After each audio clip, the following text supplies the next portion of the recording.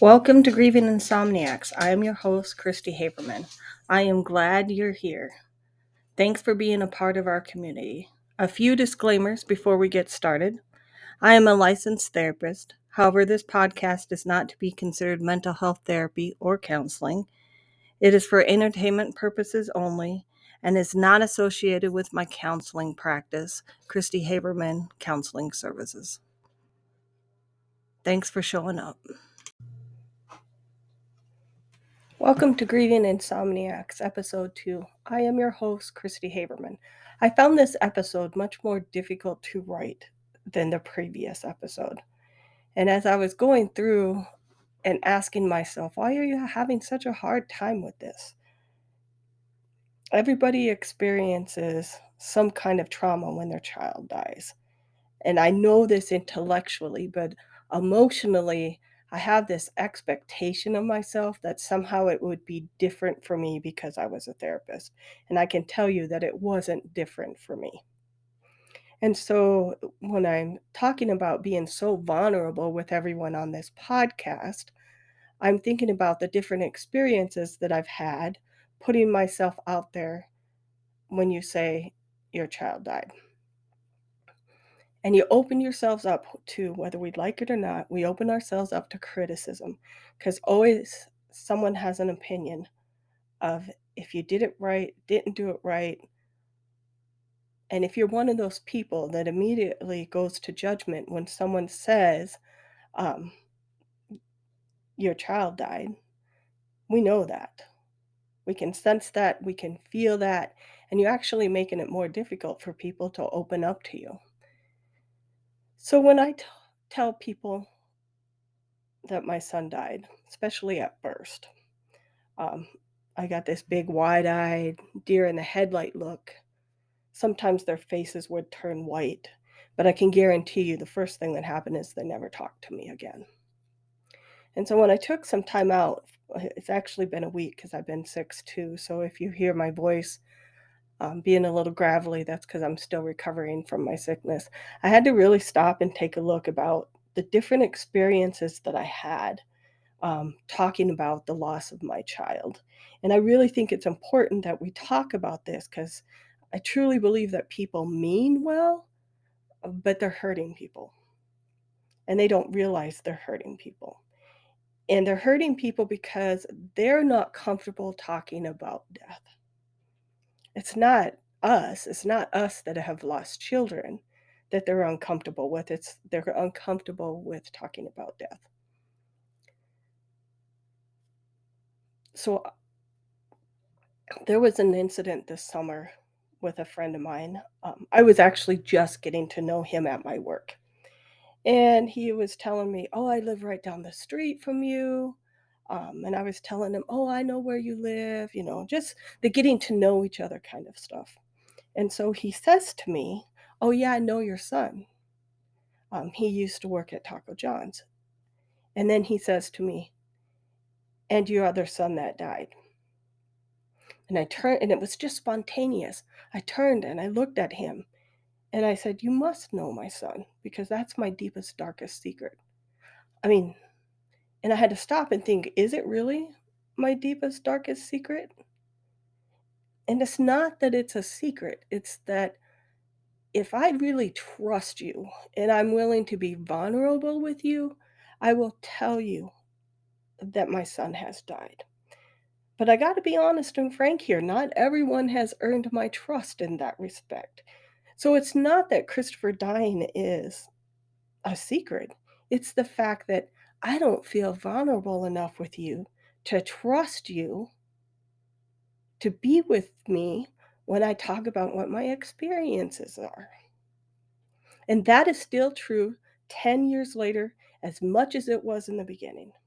I remember going to the gym in the beginning. And I would tell people that my son died. I was just so desperate to ask someone to talk to, and they would just look at me. And then again, they'd never talk to me again. It's got to be one of the hardest things about being a grieving mother, especially. And women are social beings. I think that this is a unique experience for women because we are social beings and we are socialized. We are socialized to connect over how many children you have, the joys of raising children. In some ways, women live through their children, but it's not always a positive thing for everybody else. So there was a couple of incidents, like I said, just here recently. I was at a dinner party and I had finally decided, this is, I don't know, 6, 7 months ago, I had finally decided that I had become to a place in my grief where I felt like I could talk about my son and my experiences without crying. Like I was really afraid that I would get in the middle of my podcast or um, even in a group or a presentation and I would start crying and how unprofessional that would look like. And so, but I had gotten to this place and I was like, I can talk about it now. And so I was so excited. And I had connected with someone who I thought was a friend. I really thought she was a friend of mine. Um, Turns out she wasn't a friend of mine. Now that I really take and examine that relationship. But back to the dinner party. So we hadn't seen each other for a long time, so I was updating her on my job, my career, and then I said, "And I'm starting this podcast. I'm finally at this place where I can talk about my grief and what it was like when my son died." And do you know that woman turned around and walked away from me mid conversation? She turned around and walked away from me. And I watched her walk away. So then she goes over to someone that I used to know too, an old coworker, and they're talking about their children. Oh, so how is your son doing? How is your son doing? Oh, he's good, doing good in school. Yeah, my son's doing okay. He lives on the other side of the country, and I can't remember the place, and I don't want to disclose who she was. I don't want to embarrass her on a podcast. Never mind that she hurt me, but I don't want to do that. And I was like, what about me? They don't even ask me about I have one living child still. They don't ask me about my living child. They don't talk to me about children at all. And the only difference between me and them is my child has died. But they don't want to talk about that because I'm talking about the taboo subject that my son died. Like I said, it's been 10 years. I just shrugged it off. I mean, what can you do? You can't force someone to sit there and listen to you, but I was really disappointed because this was someone that I really admired and I really looked up to, and I have to tell you that the relationship is now damaged. She has now moved down my scale into acquaintance, if she's even there, and as she was leaving that night, she says, um, "I'm really interested in hearing about your podcast. I'll be the first to listen to it." No, she won't. No, she won't. If she can't handle it in person, she's not gonna be able to handle the raw emotion that it is there in this podcast, and the people that are listening to it, the people that need to hear it, that go through the same things that I do, she won't be able to tolerate that. And I feel bad for her. I feel bad for her, because you can never truly be there for someone unless you can be there with them in their vulnerabilities. And nothing makes someone feel more vulnerable than telling you their child died. So if you are one of those people that has walked away from someone when they said, "I lost my child," shame on you. Shame on you. Because they will remember that. And every time they make a disclosure to someone else, or they even think about taking that chance to tell you that my son died, they will remember that moment that you walked away from them. I promise you they remember it. So back to the dinner party. Dinner party's winding down. I was talking to the host of the dinner party who started talking about inappropriate conversation at the dinner party. Now, she didn't say me by name,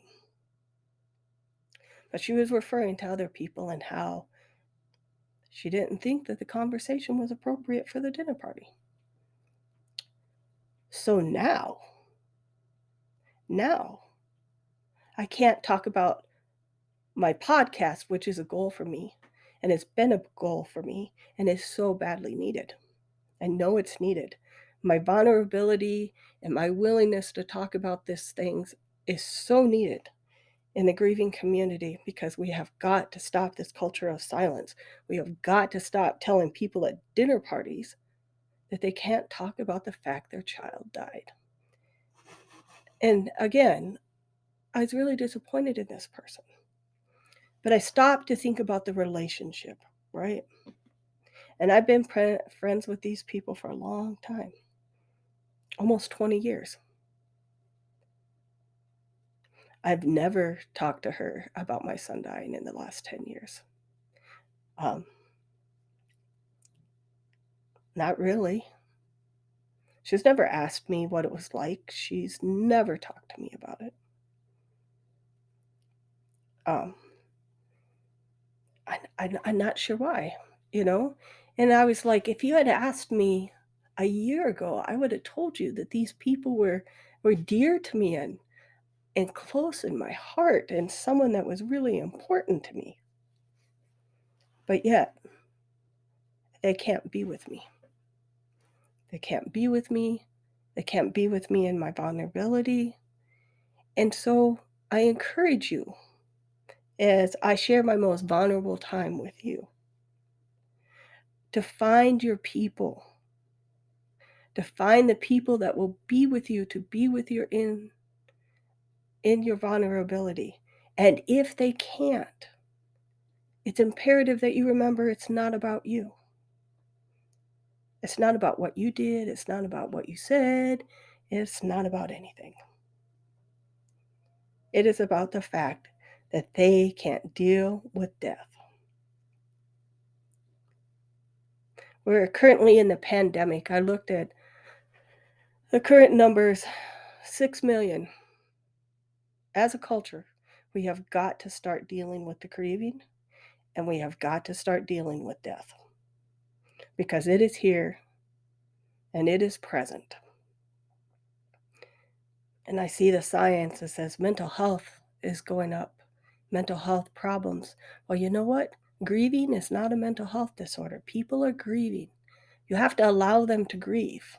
You can't put a timeline on it.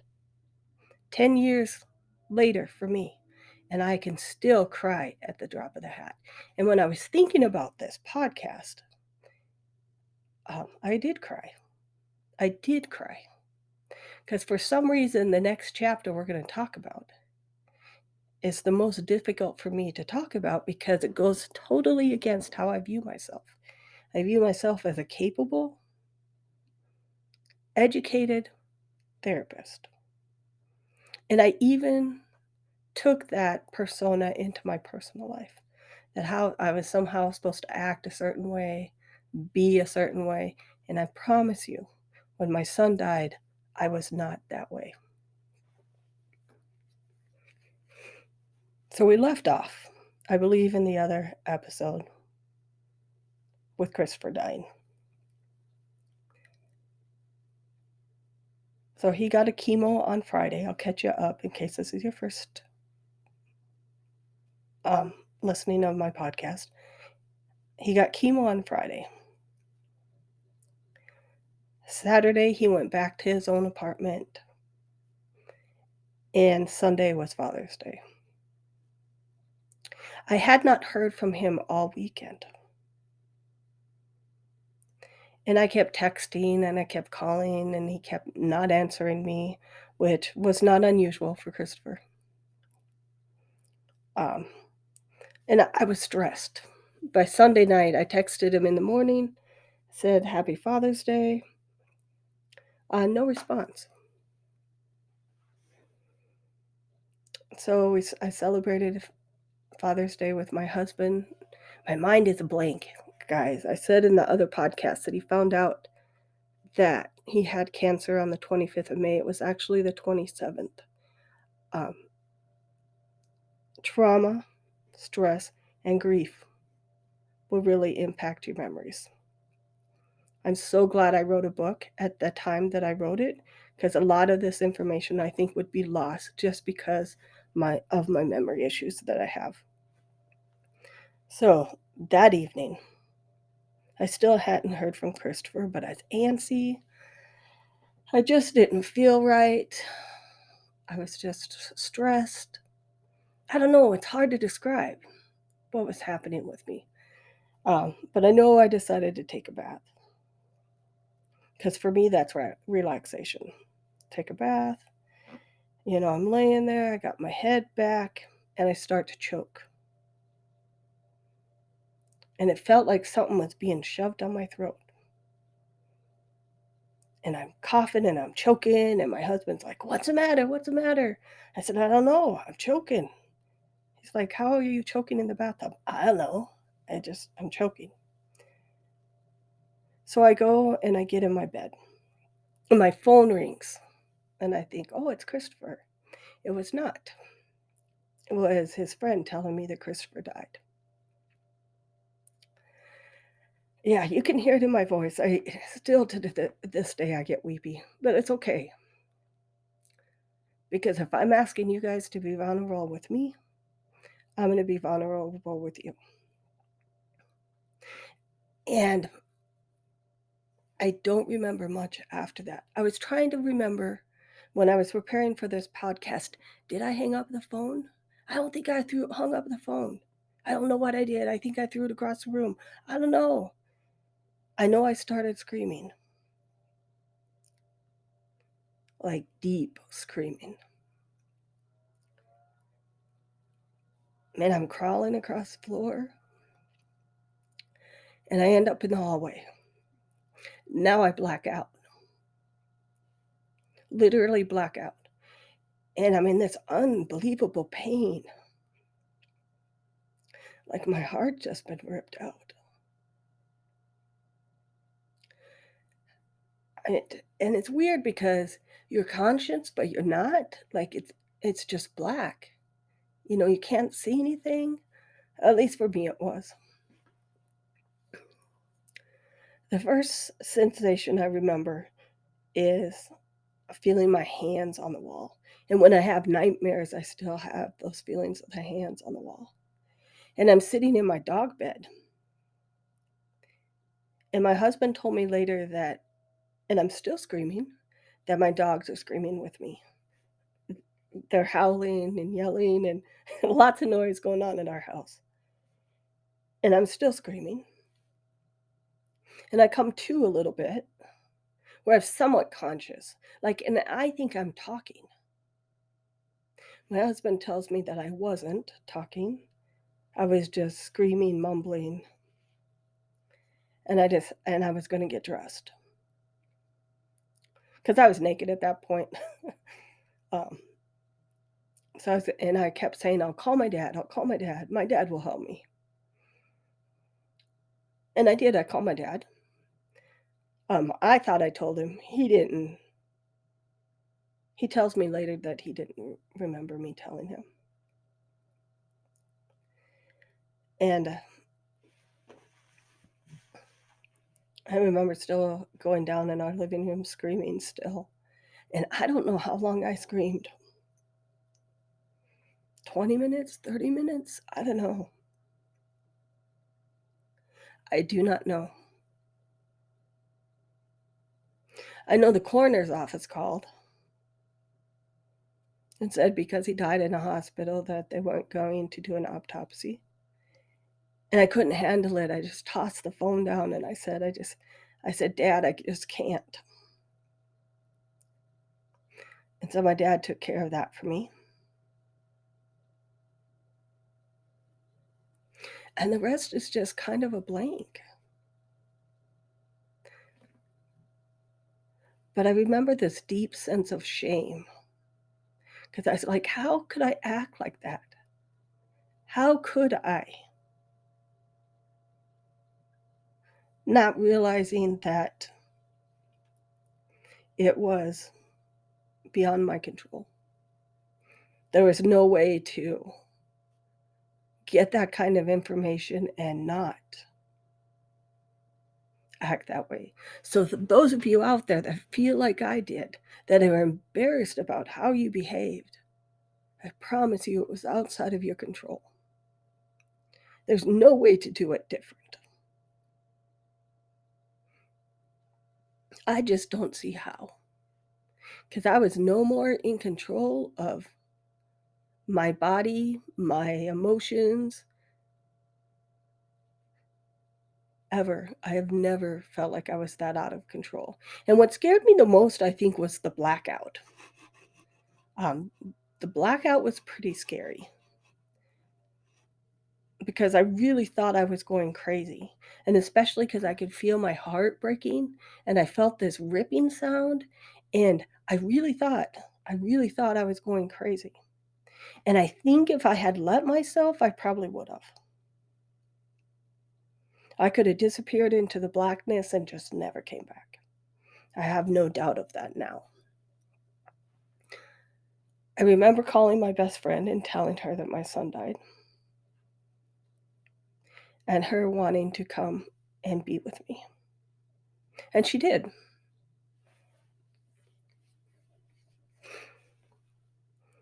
She's still my best friend today. We have survived the grief, but it took a lot of work. And I hope for you that are listening that you have someone in your life that is willing to be with you when you are not the nicest person in the world. Because I am telling you, for a lot of years there, when I was grieving, I was not the nicest person in the world. I remember people coming to my house. I think my cousin came over. We're going to do a whole show about family because that's a whole nother issue. My cousin came over and my dad came over, and we just all sat together while we made arrangements. Now, I don't know if I was lucky. I think our family was unusual. We've never really had anybody die. I didn't have any cultural context for how do you prepare for a funeral? What do you do?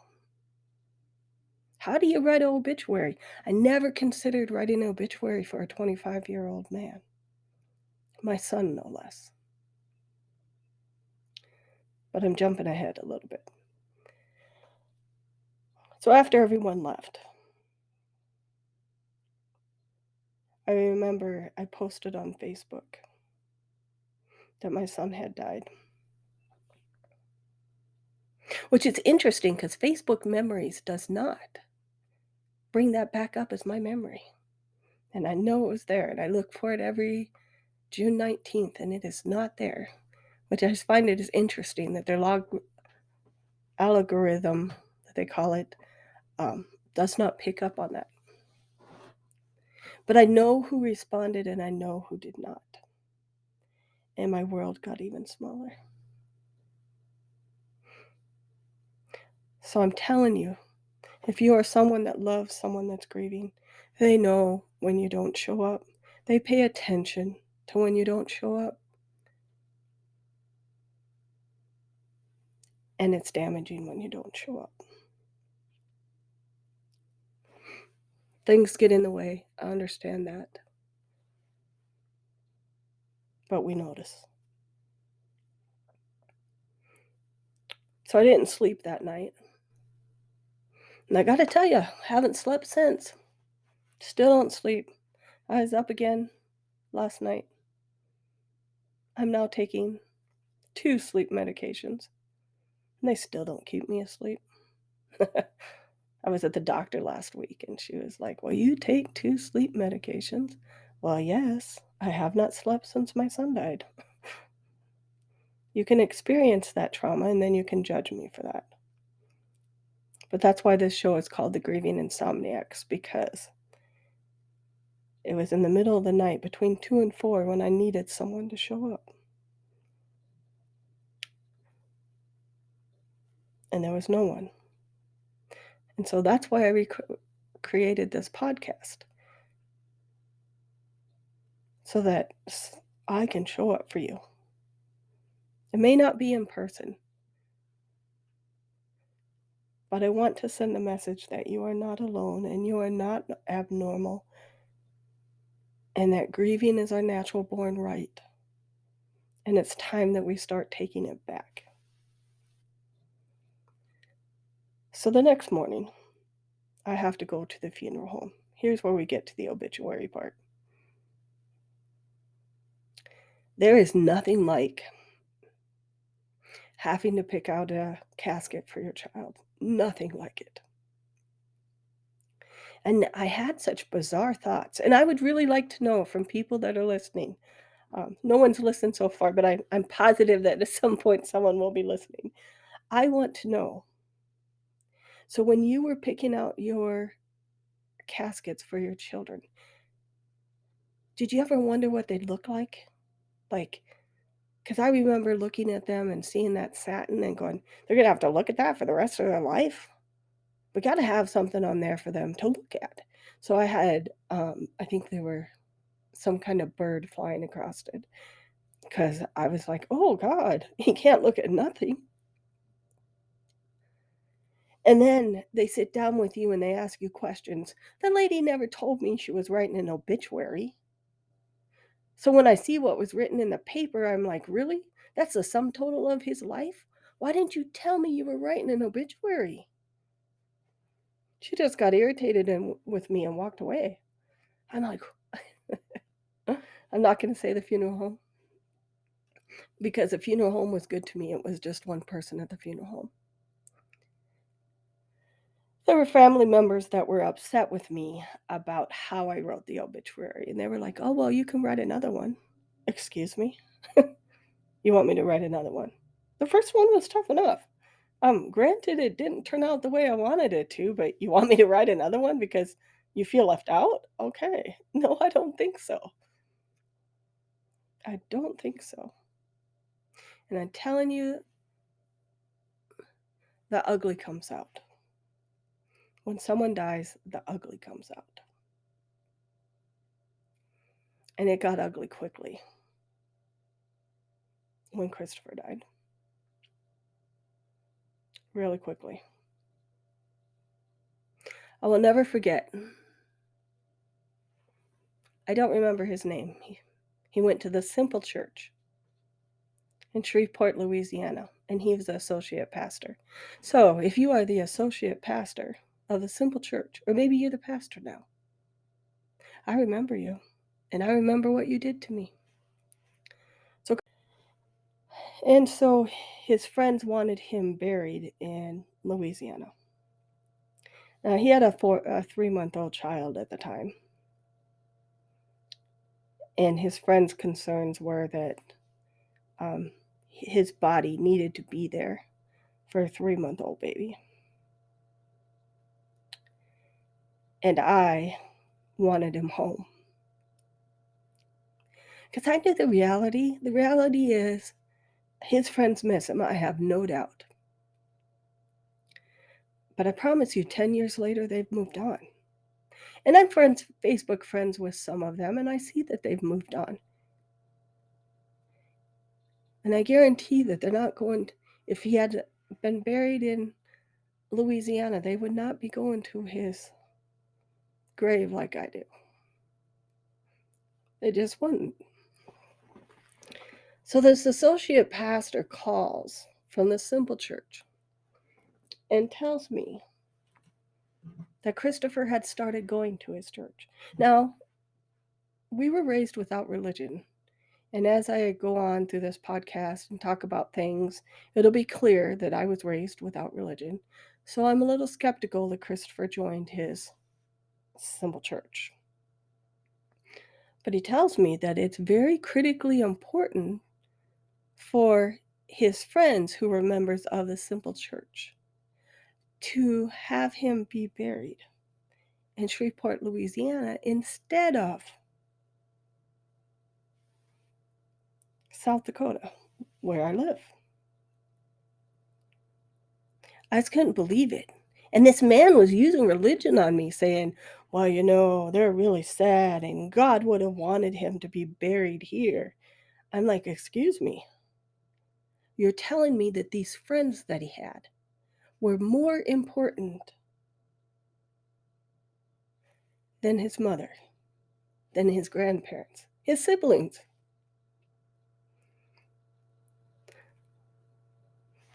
I am confident that that associate pastor, when and if he gets to heaven, or whoever he accounts to, is going to have a conversation about that.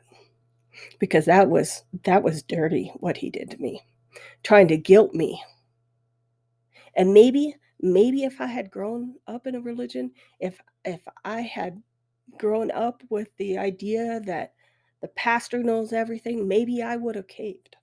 Maybe I would have caved to his desire to have Christopher buried in Louisiana because it was more important for his friends than it was for me.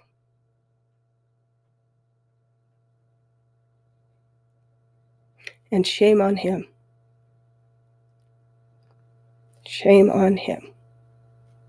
So I told him, because I was raised outside of religion, this is another thing you don't think about. I don't belong to a church. Never belonged to a church. I think when I was a kid, my parents went to church. I don't remember why we stopped going to church. But there was no one to bury my child. No one. So I says to this guy, if you cared about Christopher so much, why don't you come to South Dakota and be the pastor for his funeral? And he says to me, I have to work. And I can't remember I can't come up there and do his funeral. Well, Christopher didn't mean much to him then, did he?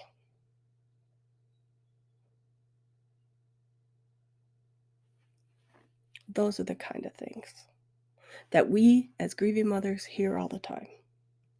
And I would like to believe, at the time I thought that it was only me, that there was something fundamentally wrong with me, that this was happening to me, that this pastor was calling me and telling me, you haven't been a good enough mother, so he needs to stay here with his friends. But over the last 10 years, I've learned that that is not the case, that there is someone out there that has a similar story to mine. Because we are not alone in these events when it comes to being a grieving mother. So as I share with you these vulnerable moments, I want you to know that I see you, I hear you, and I believe in you, and you are allowed to feel anything you need to feel, including being mad at the pastor because he was insensitive to you at your time of need. And insensitive he was. Who knows? I don't even know if he remembers me, but I remember him. But like I said, my podcast is not about calling out people. That's why I'm not going to say names. I'm not going to say, I try to keep it as confidential as possible, but at the same time, it is imperative that people start learning that the things they say are hurtful. So, that is the end for now. It's been quite an intensive episode, I will have to say. Got a lot off my chest. Thank you for listening. I'm glad you're here. I'll be here for you.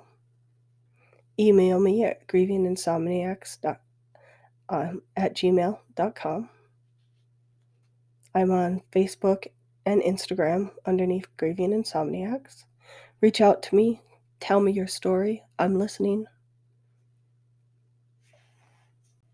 Thank you for showing up.